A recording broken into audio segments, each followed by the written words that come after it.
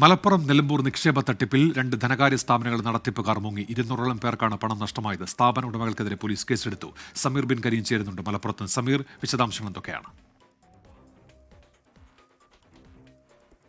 ഉന്മേഷ്, മലപ്പുറം നിലമ്പൂരിൽ പ്രവർത്തിക്കുന്ന 2 ധനകാര്യ സ്ഥാപനങ്ങളാണ് അപ്രതീക്ഷിതമായി അടച്ചുപൂട്ടി ഉടമകൾ മുങ്ങിയിരിക്കുന്നത്.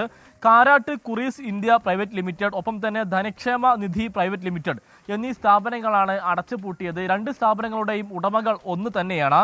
എടക്കര സ്വദേശികളായ KR സന്തോഷ്, P മുബഷീർ എന്നിവരാണ് ഈ സ്ഥാപനത്തിന്റെ ഉടമകൾ. ഇവർക്കെതിരെ നിലവിൽ നിലമ്പൂർ പോലീസ് കേസെടുത്തിരിക്കുകയാണ്. 200ഓളം നിക്ഷേപകർക്കാണ് ഇത്തരത്തിൽ പണം നഷ്ടമായതായി പരാതിയുള്ളത്. ഓരോരുത്തർക്കും 1 ലക്ഷം മുതൽ 25 ലക്ഷം രൂപ വരെ നഷ്ടമായി എന്നുള്ളതാണ് ഈ പരാതിക്കാർ ചൂണ്ടിക്കാണിക്കുന്നത്.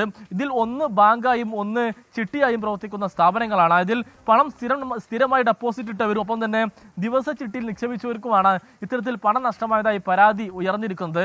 മലപ്പുറം, പാലക്കാട്, കോഴിക്കോട്, വയനാട് ജില്ലകളിലായി 14ഓളം ബ്രാഞ്ചുകളാണ് ഈ സ്ഥാപനങ്ങൾക്കുള്ളത് എന്നുള്ളതാണ് ഈ പരാതിക്കാർ ചൂണ്ടിക്കാണിക്കുന്നത്. കഴിഞ്ഞ ഏതാനും മാസങ്ങളായി കൃത്യമായ രീതിയിൽ പലിശയൊന്നും തന്നെ ലഭിക്കാത്തൊരു സാഹചര്യം ഉണ്ടായിരുന്നു.